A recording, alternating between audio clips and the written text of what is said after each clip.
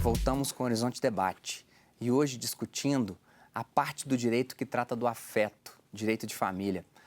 Doutor Bertoldo, o senhor havia colocado de um dispositivo de mediação que o Estado oferece hoje. Como que funciona esse processo? A mediação é um instrumento de solução de conflitos do próximo tempo, né? O nosso tempo vai ser do abandono do processo.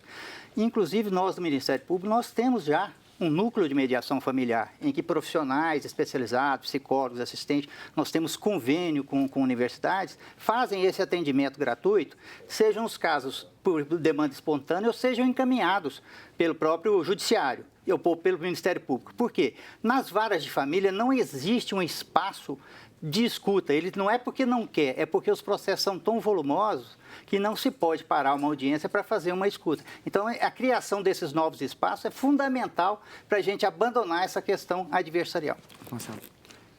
Eu só queria falar do ponto de vista prático. O que eu vejo na Defensoria é que, com essa mudança de emprego constante dos pais, nós precisaríamos criar um cadastro nacional de devedores de pensão.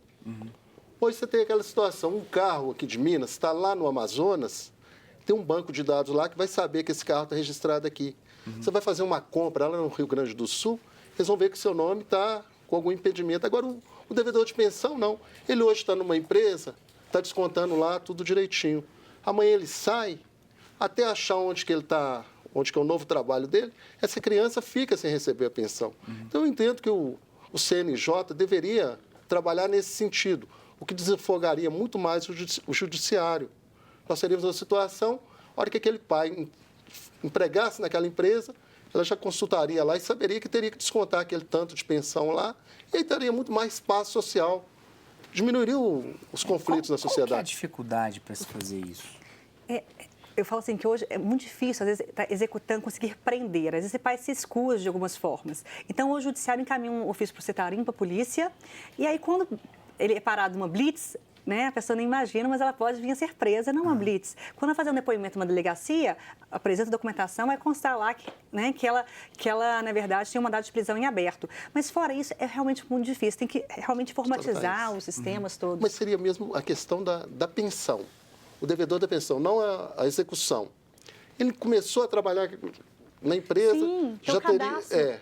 Eu penso que mais pela Caixa Econômica, o banco de dados do Fundo de Garantia, seria o caminho. Como que seria? Como funcionaria esse cadastro? O empregador consultaria lá, quem alimentaria seria o judiciário, né? Aquele fulano de tal, com o CPF tal, tem que descontar 30% para os filhos.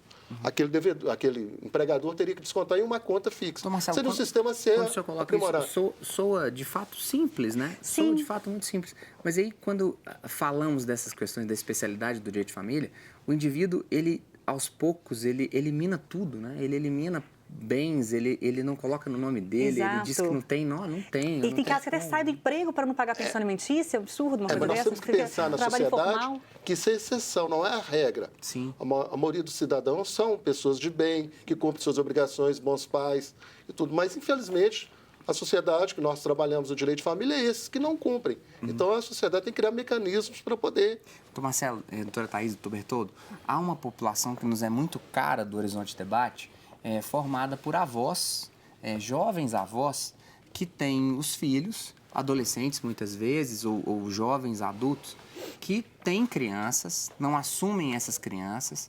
Muitas vezes é a avó materna ou os avós maternos que fazem todo o processo legal de procurar esse pai, de tentar ajudar essa criança de alguma forma. Expliquem, por favor, como que funciona esse processo? É aquela ideia que muitas vezes a imprensa reporta, né? A avó foi presa porque o pai não pagou a pensão e aí há uma comoção social. Como é que funciona esse processo? E, na verdade, a avó não foi presa porque o pai deixou de pagar, né? Às vezes, não é assim, são dois processos diferentes. na falta ou na impossibilidade do pai em arcar com esse valor da pensão alimentícia, os avós são chamados de forma complementar. A obrigação alimentar primeira é do pai e da mãe. Eles têm um poder familiar em relação. Só que a gente vai ver que hoje a gravidez precoce está ocasionando adolescentes de 16 anos engravidando e elas já são sustentadas por seus pais. Então, né, e meninos de 16 anos também, pais hoje adolescentes. Como ficaria essa responsabilidade se eles também não estão trabalhando, se não estão oferindo renda? Nesse casos excepcionais, os avós são chamados para complementar essa pensão alimentícia, sim. Mas, logicamente, tem um contraditório e tudo. Então, quando esse pai tem condições financeiras, logicamente que ele vai retomar e vai arcar com esse valor, né, de forma integral. Então, é só complementar por um determinado período. Agora, só avançando um pouquinho, Marcelo, quando existe uma relação entre possibilidade e necessidade, eu acho que essa relação é uma relação... Né, o binômio, né, que orienta. Sim, porque estamos falando aqui, e a gente não pode correr nesse risco de colocar a mãe como vitimizada. Muitas vezes, também no ódio dessa relação que foi terminada, essa mulher ou essa pessoa coloca, eu vou tirar tudo. Como que funciona essa ideia da possibilidade, doutor Mertoldo, doutora Thaís, doutor Marcelo? A possibilidade, ou seja, o que o sujeito pode dar e a necessidade, né? Porque talvez seja algo factual. Separar também significa, muitas vezes, empobrecer ou ter uma queda de patrimônio. Eu gostaria de dar um enfoque nisso, só para explicar uma diferença básica que existe. O pai, né, e a mãe, eles têm o dever de sustento, certo? Não se cogita da possibilidade dele contribuir ou não. Ele tem que contribuir, é uma obrigação legal. Os avós, que nós estamos tratando do assunto, eles podem ser chamados para complementar, como bem disse a doutora Thaís, mas se esses avós, por exemplo, têm apenas o suficiente para viver, né, eles não vão ser obrigados a fazer essa prestação alimentícia. É bem diferente. O pai tem a obrigação e os avós têm a possibilidade de ser acionados. É preciso ter em conta que isso é uma exceção, né? Porque senão as pessoas podem entender assim, não, eu deixo né, vou acionar diretamente os avós. E a responsabilidade do pai, eles têm que ser sacrificados para pagar pensão alimentícia para os seus filhos. Ou seja, a responsabilidade primeira é do pai e da mãe. Os avós é só de forma complementar. Agora, avancem, por favor, nessa ideia da possibilidade e da necessidade. Eu queria só terminar essa questão dos avós. Lá na Defensoria, o que eu vejo muito é o seguinte.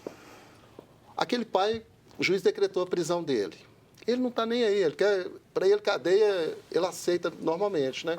O que importa é fazer mal para essa ex-mulher. Ele não quer pagar essa pensão de jeito nenhum, é aquele renitente. Então, é a hora que os avós são chamados. Outra questão também, esse flagelo social, as drogas, o crack. Famílias e mais famílias, não adianta aquele pai ir para a cadeia, que ele não vai trabalhar, ele está sendo consumido pela droga, né?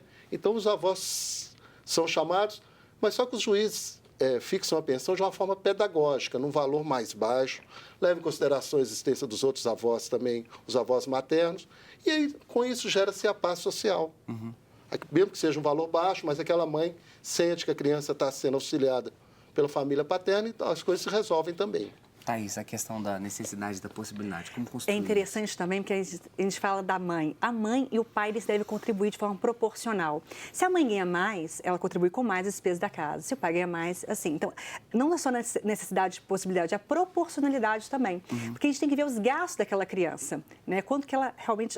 As despesas daquela criança. A mãe pode ganhar muito, o pai pode ganhar muito.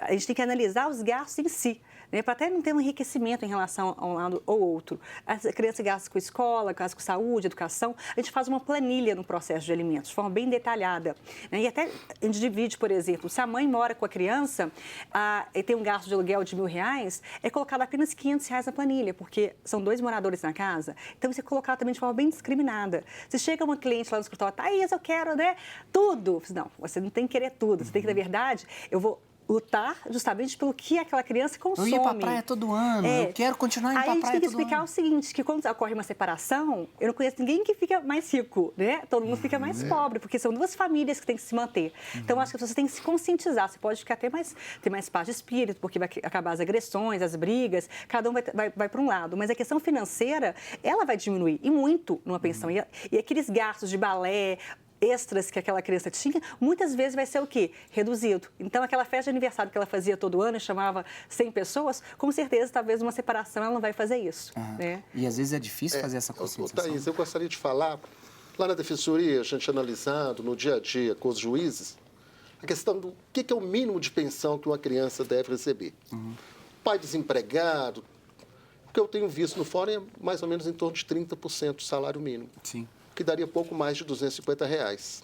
Seria mais ou menos esse mínimo que os juízes têm fixado, que é um outro olhar que a gente tem que ter também, porque você imagina, menos de R$9 ao dia para poder manter uma criança, que é uma realidade muito dura, né? Não, e cada um tem a sua possibilidade financeira, porque às vezes ele ganha um salário mínimo e tem 5 filhos. E aí, na verdade, imagina, aí, se for fixar 30%, não pode, só vai ter 10% para cada filho. Imagina 10% para isso. uma Aí os juízes realidade. vão ver aqueles que vieram antes, né? Se ele quis arrumar mais filho, ele que assume o ônus da sua conduta. Trabalha outro horário. Então, Então, no terceiro bloco, avançaremos para a questão da guarda. Sim. É interessante perceber que falamos de direito de família e paramos na questão da pensão, como que isso é polêmico e como que trazemos a realidade de fora para o debate das dúvidas das pessoas e como que esse tema não se esgota no fundo, né? Vamos para um breve intervalo. Tenho certeza que a gente tocou você. Até daqui a pouco.